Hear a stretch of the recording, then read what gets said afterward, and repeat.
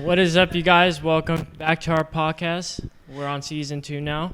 Yes, thank you guys. So today we got an awesome episode. We got the one, the only Kanafa Queen, along with her daughter, Kanafa Queen too. So Kanafa Queen. This is going to be an awesome episode. We are so lucky to have them. How are you guys today? We are wonderful. We are wonderful. Can't complain. Thank you so much for coming out. So this is as you know, I don't know, vlogs where we like to talk to highly successful people in their given field. So we just want to understand what got you to where you are today, being able to be interviewed by Forbes, LA Times, being the top Kanafa maker in all of Los Angeles region. So if you don't mind starting from the beginning, what led to you becoming the top? This girl kind of. So I've always been known as like the person that made Kanafa for all of our events. Should I keep it Yes, please. close? Yes, please. Thank you. Yeah, so I made it for all of our family events, friends events, and then one day me and my husband went out on a date and we come home to the house smelling like Kanafa, and I was like, who made Kanafa? She was, what age, 10? Around 10 or 11. But my sister-in-law was like, who made the Kanafa? Because she was watching the kids. She goes, Rihanna. And I was like, hold on, Rihanna. I didn't know that she knew that she caught on making it from A to Z. So we sent her to bed. We're like, you're not allowed to bake without our permission. You could have burnt the house down. And she goes to bed, and me and my husband we're like, oh, let's try this. And it was incredible. And I was like, hold on, what'd you tweak on there? She's like, oh, I felt like it needed more of this. And so that was kind of the beginning of it, but I didn't think at that moment, oh my gosh, we have to turn this into a business. It was a few things that after that led to the birth of Kanafa Queens. And one of them being it was a couple of events we'd go to that one of my good friends had me cater. She's like, can you please make Kanafa for my daughter's Akika, which is, how do you translate so Akika? basically, an Akika is like when a baby's born. Yeah. And then it's almost like a baby shower, but after the baby's born. Yes. So seeing everyone's reactions after taking, it was like hundreds of people and just... a lot of feedback. It was like really good feedback. Yeah, it wasn't like, oh, this is good. It was like, oh my gosh, I only got one. Is there any more? It was like those kind of reactions, and everyone wanted to know who made the Kanafa, and it was amazing. And everyone that were like there, that was like, we're Kanafa snobs. We thought we had the best Kanafa until today. And then that kept happening. It was so weird. I was like, I had prayed when I was in labor with my last son. That was 4 years ago, or no, he's 5 now, 5 years ago.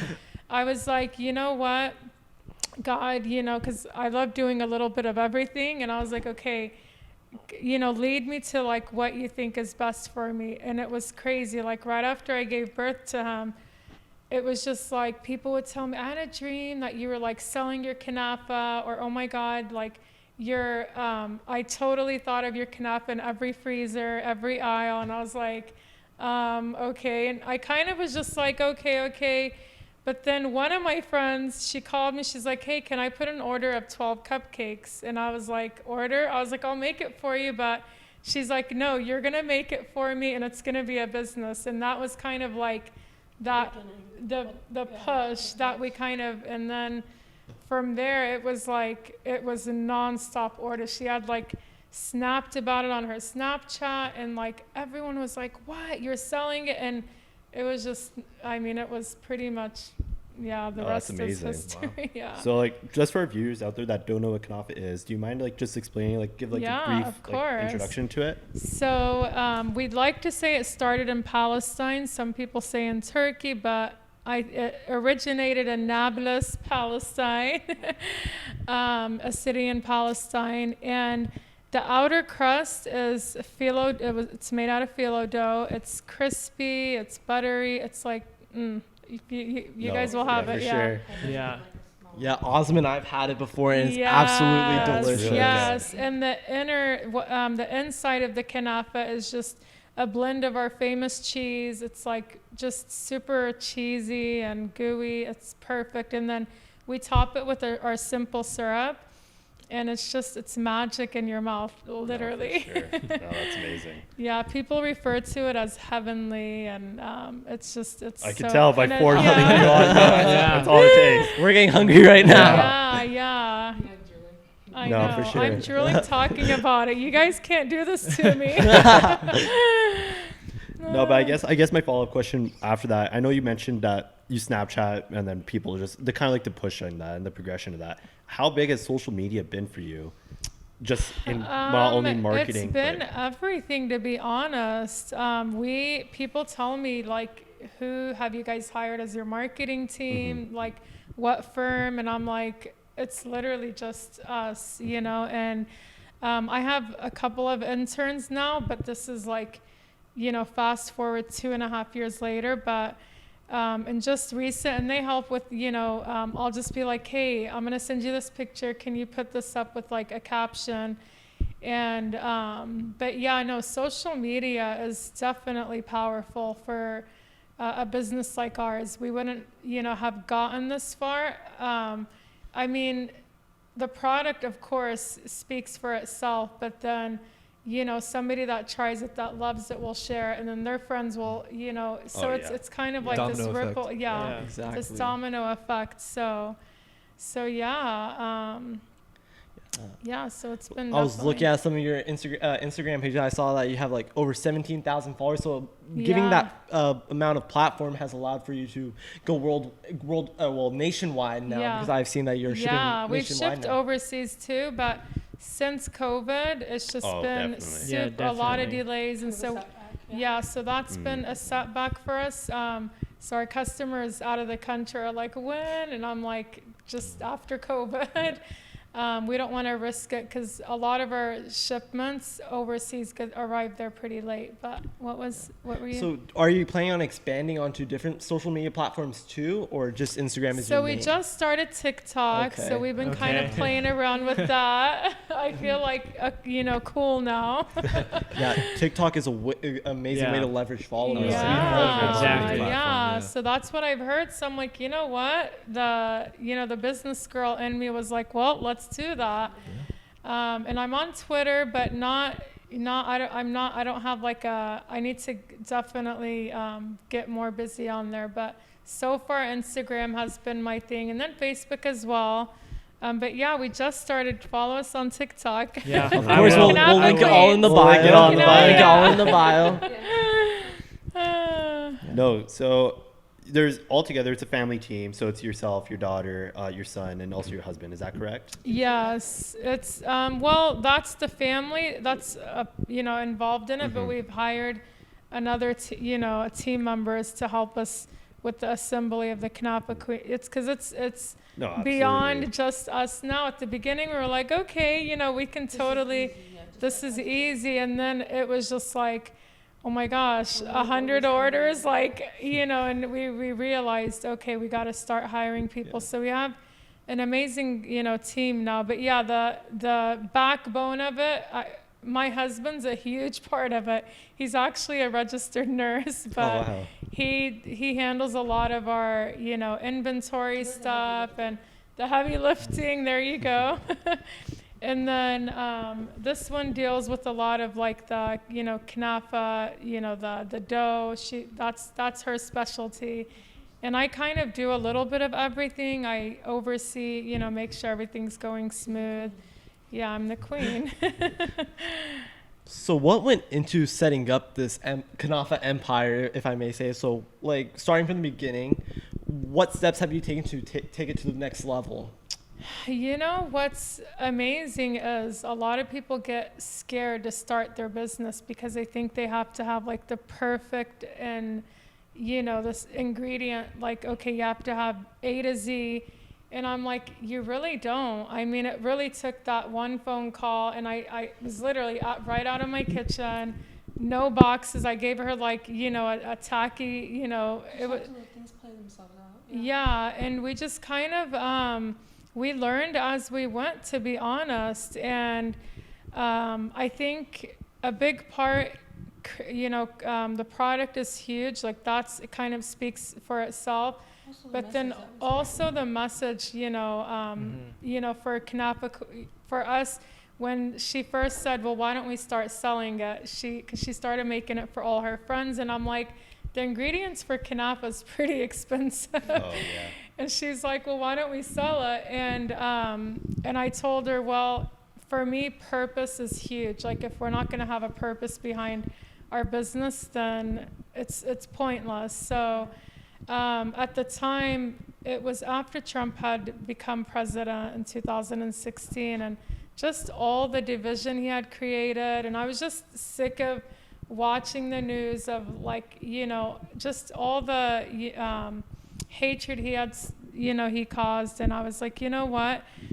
For the business, we're going to bring people together through Kanafa. And a way to bring people together when food, like dessert. Exactly. Exactly. That's Yeah. so true. for It's like- sure. There's definitely, like, of course, selling the product, but also like connecting with your customers and the people is a major way to like spread your like expand your company, you know. Oh, I absolutely. mean, I get customers from all walks of life. I get, Jewish people, Africa. I mean, just every, And my mom's, like, background. a very like she's a very social person, so it's like whenever she gets a customer, it's not just a customer, it's like family, you know. She gets to know them. She's like, oh, how is your day? Like, they don't feel like customers, they feel like family, like, just Oh, like for sure. texting their relative, like, oh, I need a order from you, can I like do something? Definitely. For us, it's like really just being authentic, be yourself. A lot of people, I tell people, be original in whatever you want to do. I have girls say, oh, like, I feel like this is really popular now, so I want to start selling this. And I'm like, do your own thing. Like, you're going to flourish. Like, it's, you can't, it's just doing things organically, naturally, genuinely. And so that's what's really worked for us. So going off of what Rayon's question was, what life lessons have you learned from running a successful business? Oh man. It's not always easy. It's not always easy. It's not as easy as it Not seems. like and just bring on people wherever that you don't have a strong point, bring, someone to do that for you. So I've learned definitely, like, I'm not good at the graphic designing part, the art.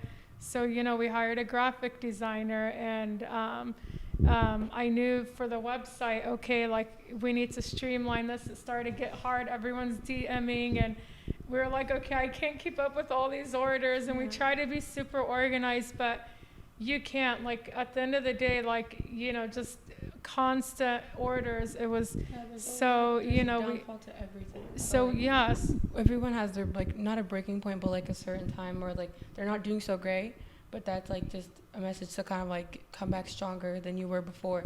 For So, sure. Oh, yeah. absolutely. For sure. Oh, that's really well Yeah, said. when COVID first happened, that was actually a huge lesson for us. We're like, okay, a lot of our events that we were supposed to cater to got canceled. Like, everyone's like, oh my gosh, because of the CDC guidelines, we can't do our events, so we're canceling. And literally, it was just every single day we're getting 5 to 10 messages. And so we knew to get stronger on our, out of state, we're like, okay, we got this. We have, even though we're losing all of our, local, a lot of our catering gigs, let's focus on our, out of state shipping. And that was like, so it really, you just kind of got to roll with the punches. I tell, my staff, like, okay, whatever, downfall we have, we got to get up and just think of other ways and maneuver. And and just don't look for perfection. Otherwise, you're always going to be disappointed. Yeah. Going off what you said, we've heard this many times that being complacent is what leads to not being successful. So because of what you have built, you were obviously not complacent. So how do you stop from going to the mindset of being complacent when growing a business and seeing the success come? You know what? A big part of our religion and deen is excellence. So I always think of, like, how can we excel beyond this? There's always room to grow. So I always, typically at the end of the month, I kind of look at, okay, what can we do better now? Where, which places can we grow?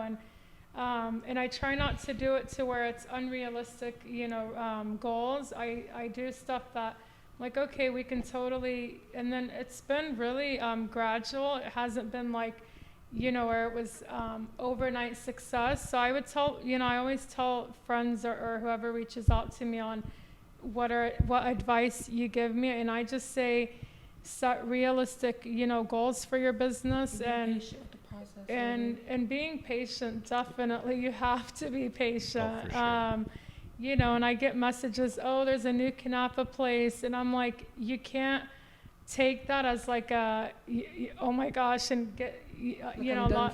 It's competition. Like, it drives the market. You take it as flattery in a sense, then. Oh, for sure. Like, we have 2 companies calling themselves Kanafa Queen, and I'm just like, I'm flattered. Yeah, we have Knafe Queen now. Our lawyer is reaching out to them recently, so I feel bad. We try to do it the nice way, and hopefully it's still going to be nice, but we trademarked Kanafa Queens, so FYI. Oh, yeah. That's smart. That's smart. Little cease and desist. That's what Ferrari does. That's smart. That's really smart. That's smart business. Yeah, so that's, hiring a lawyer was huge for us, because anytime we know, okay, that person did this, I just, hey, Haroon, that's my lawyer. His name is Haroon. I'm like, can you handle this? So. No, and then speaking with COVID as well, I know that you guys actually donated over 500 Knafeh to essential workers. Yeah. So can you just explain about that? For us, just watching the news every day, and then we have a lot of friends who are in the healthcare field, and even a lot of family members, and just seeing how tired they were and how exhausted they were from, just the mental exhaustion, physical exhaustion. A lot of the doctors I would talk to, they're like, we in the ER, we're still learning about COVID. We don't know what's working, what's not. And so I knew, we're like, okay, what brings happiness, during tough times, Kanafa. So I went on my story and I was like, we would love to donate to healthcare workers around the U.S. And we had, nurses from all over, and, doctors say, hey, can you, or even just, friends of doctors or healthcare workers say, hey, can you ship to New York? This doctor's been working just nonstop, 7 days a week, no rest. And I know they can use some Kanafa. Sacramento, Indiana. I'm pretty sure it was, we ended up donating more than 500. That's amazing. That's amazing. People went crazy, and it was so nice to get all the messages and pictures from everyone, and how our Kanafa made them feel. It's very humbling, to know that you did something for someone that's in a really hard position. For sure. You made someone's day, even their week. Yeah. That's amazing. So now we want to transition to talking about being featured in Forbes and LA Time and The Medium and Muslim Girl. Those are some of the biggest publications out right now. So how did it feel being put into those and being highlighted in there? It was honestly a surreal moment. The first time, I think Medium reached out to us first, or with LA Times, that was the most recent. No, Forbes was the most recent. And I'll never forget when they had emailed me. I was like, hold on, Forbes, am I reading this right? Yeah, and I was like, don't get too excited, And then it was really Forbes. And they were like, when's a good time to call you so we can interview you? And I was like, anytime. And they scheduled, an interview, and it was really awesome. Definitely, the hard work my parents, everything they sacrificed for us. It was to tell them. I remember calling my dad, guess what? We're going to be on Forbes. And he was like, like he was like so excited. It was like, it made everything that, you know, him and my mom did for us. It was like, yeah, so worth it. Same thing with LA Times. They also called because of COVID. I guess they usually do it differently. It's mostly usually in person.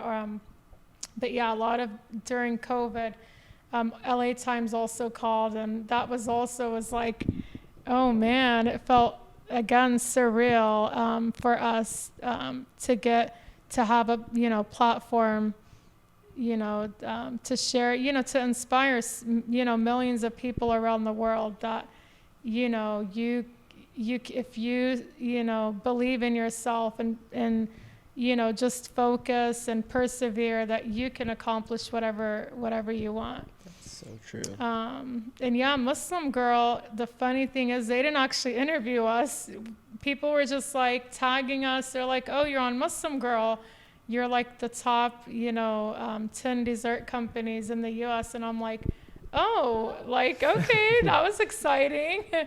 And then we recently found out we were on Harper, and I was like, okay, that was cool. Like, so we're starting to kind of pop up here and there without even, you know, getting a call from some of these places, but still exciting. It must be amazing. Coming. It must be amazing to see, like, from you when starting this company to now seeing how much more relevance you're getting in there. It just must be so heartwarming in a sense, right? And rewarding. It's truly heartwarming, especially because every single child is involved. My younger girl was like, how come I'm not invited to be, like, I'm the Kanafa princess. Yeah, she was like, you're not, like, bigger than me. She's like, I'm the Kanafa princess. So I was like, oh, you're going to be interviewed in December from someone. But I'm Tell her she's more than welcome to come over next time. We'll be that somebody. Oh, you guys will get a kick out of her. She's hilarious. So just having my kids watch the success and, you know, and then just be a part of every single step from, you know, customer service. Because a lot of times they all, like, a lot of my customers know my kids, and they'll even ask me, oh, can we meet the Kanafa Prince or the Kanafa Princess? And so it's definitely exciting. And for them to see me on the newspaper for the LA Times, that was definitely, they geeked out. That's cool. Now, with regards to, like, your overall business model, as you mentioned a little earlier as well, just like kind of not being content, whole family business in that aspect, where do you see the company going within the next 5 years? In the next 5 years, we definitely hope to be in big grocery stores, Costco, and stay tuned. Yeah, for sure. And I know, like, this is like a little bit of like Kyle's department as well, like kind of like talking about like the finances of it and like kind of understanding the inner working of that business model. Have you guys reached out to different buyers or? You know what? So we've had a lot of investors reach out to us, and we haven't taken on any investors yet. We feel like we may have to sooner or later, just because the next phase is like you really do need some investors to be involved. So you should go on Shark Tank. I know. You know what? Everyone tells us to go on Shark Tank, but then we've had also a lot of people tell us that, you know, we really don't need to go on Shark Tank to get investors, and because so I don't know if we want to go that route. What do you think? I feel like it always works out in the end, to be honest. Yeah, we're just kind of gonna. Good outlook. I like that. Yeah, we're just. Yeah, that's the best way to go with it. Just go with the flow. And we've had a lot of people say they want, if we open a Kanafa Queens store, that they want a location. And I have I've been kind of keeping a list of everyone that's reached out to us. So there's a customer in UK that wants to open a location. Like a franchise. Franchise. Wow, that would be amazing. Yeah, so in Texas, Chicago, I mean, almost. So it's almost similar to, like, I guess you say, like, I know we were talking to you guys about it, like the business model for like Dave's Chicken. Dave's Hot Chicken. So they hold like the master franchise holding, and then they franchise it out. Exactly. Yeah. So that's also, like, you know, one of our goals. So, yeah, it's I guess the next 2 years will be definitely we'll kind of know exactly where, but yeah, those are the two that we're definitely thinking of as, yeah. So going back to your Kanafa, so you start off with just one Kanafa, and then how long did it take for you to progress and start diversifying and serving different types? Like we just had a recent one, the cookie butter, the Cookie butter. the cookie butter, which was Yeah. amazing. Yeah, so that's also, that comes with growth and stuff. So you're like, okay, with you new know, ideas, coming up yeah. with new ideas. And cookie butter, my kids are obsessed with it, and they're obsessed with Lotus cookies. And the cheese, the blend of cheeses we use with cookie butter is like, it's just a heavenly, it's just, they go perfect together. And then once we released that, a customer was like, oh my gosh, like I'm obsessed with Nutella. Like, so then we tested that out, and it was like, because for me, you know, if you tell me that you like this flavor, it's not enough for us. I have to be like, okay, this is, you know, we This is sample your it. name on it, right? Yeah. So we have like 20 people that usually sample it, like, you know, Kanafa snobs. We're like, okay, how do you like this flavor? And every single person for me has to say they loved it. Like, not just, okay, it was good. It has to be like, no, like I have to see the reaction, and they're all very honest critics. So nobody's gonna like just make it up. So, and then my sisters are huge critics, so they'll be quick to be like, You can always girl, count on your family to critique you. You always, can always count on them. always. So yeah, we actually have an exciting flavor coming out in December. Stay tuned. Our Stay winter. tuned. Yeah, oh man, that one's, it's just, you guys are gonna be blown away when you try it. Oh, definitely. So yeah. So when running a family business, it's really easy to have creative thoughts free flowing then, if I'm correct then, because there's no fear of being judged then, in a sense, right? Well, I'm sorry, I missed the You're first able part. to have creative thoughts free flowing then and coming up with new flavors For nonstop, sure, right? For Yeah, sure. we're really supportive. Like we have, everyone's really supportive, but like you're always gonna have that one person just that doesn't like what you do, and we've always had those type of Yeah, people. I've like, had customers say, oh, like why are you adding toppings, or why are you like including flavors? or just, Kanafa like, shouldn't. comments, like, It "Oh, should I've be had just better." like traditional. And I'm like, you know what? You can't do Thank that you. anymore. You know, I'm always like very respectful. I'm like, thank you for your advice. But then, you know, we just Yeah. move on, you know, to whatever our, you know, and, you know, for us, it's exciting. We love fusion, and it kind of, you know, builds bridges. I had a customer that told me he loves pumpkin pie last year. And he's like, I was like, oh, I love pumpkin pie too. And so we have, during the fall season, we have pumpkin spice. So That's that's yeah, it's really good. Just imagine cheese and crispiness with that pumpkin spice. It's, yeah. amazing. You're sending Kyle into another I dimension know. right now. He's in a Kappa coma. Yeah, but some people just hate on others for no reason. For but you sure. just can't listen And to we them. mute, I mean, it's something that, I mean, someone told me, I had a Palestinian customer tell me, your Kanafa can't be that good because you're married to a black guy. And I was like, Wow. yeah. Wow. And I mean, Dang. I was just like, have a good day. You know, I'm just like, when someone goes low, I go higher, you know? Yeah, there's no room for racism. No room, you No know, and room. I just say I'm praying for you that you can have acceptance, because, you know, Knafa King is literally a huge part of our success, you know. It makes sense. Like how does this color someone's skin It's affect just the way something ignorance. tastes? It's pure ignorance, yeah. So- But How do you guys handle all the hate? again, my dad always told us, fight hate with kindness. You know, I remember we grew up in Missouri, me and my sisters and my parents, and we had the most racist neighbors. Like when we moved in, it was like our house was getting egged. My dad's car was caught on Easy. fire. Oh my.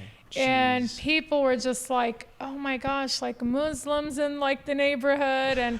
And I just remember not knowing that our neighbors were racist, because my dad and mom never told us. They were always, when my mom baked bread or made dessert, please take this to your neighbors. So in our head, we thought we had the coolest neighbors ever. I remember when our car was, set on fire, my dad, I forgot what he told us. He just said something was wrong with his engine. And then when I got older, he's like, oh, by the way. No way. And yeah, but it was amazing because all of our neighborhood just was like in love with our family. And if it wasn't for my dad having that mindset, like imagine if we just kind of got to their level, it wouldn't have, we wouldn't have been able to have those amazing neighbors who weren't so amazing. Exactly. And now you're able to fight racism with Kanafa.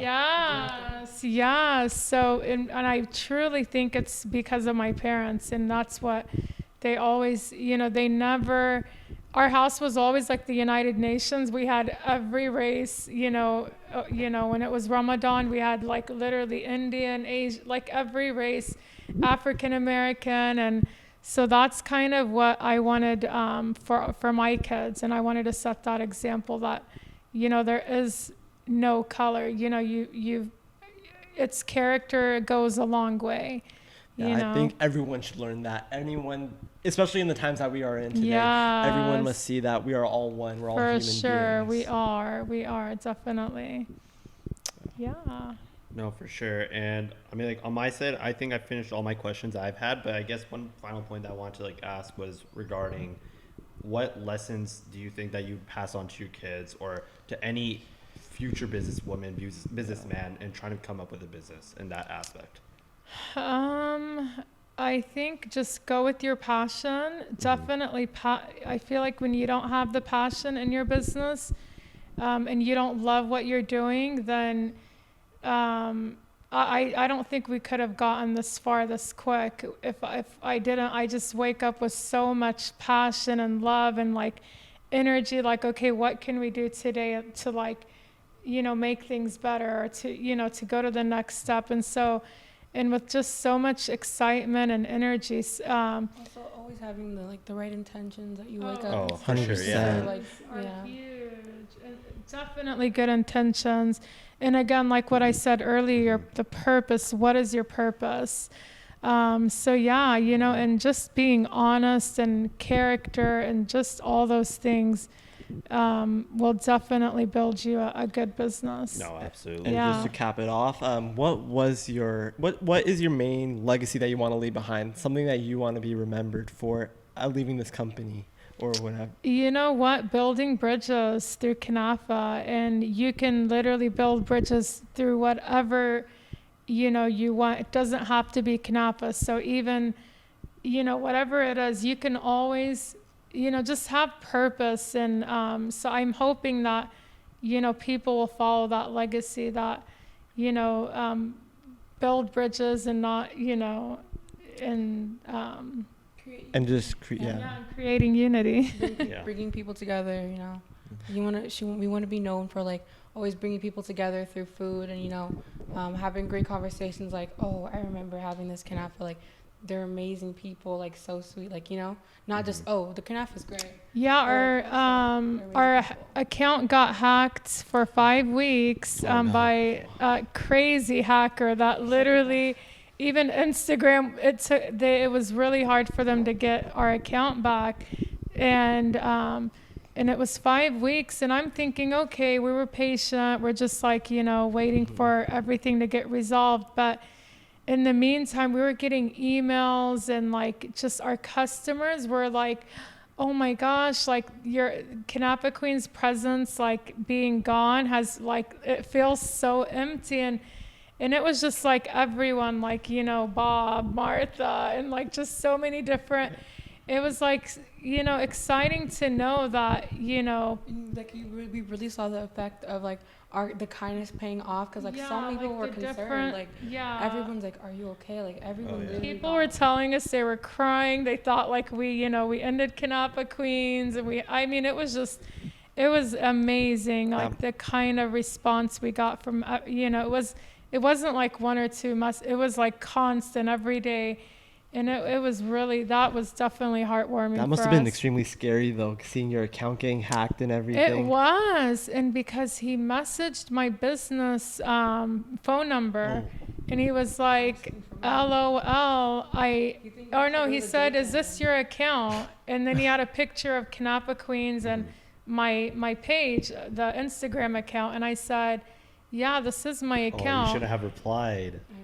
You know what? I'm so not. I'm not like I I know, can't get it's to like a hacker common sense. level. Yeah. Yeah. Like if like someone sends me a picture, this is yours. Like, I'm like, Yeah. And then the follow-up question was, not his comment was, LOL, I stole your account.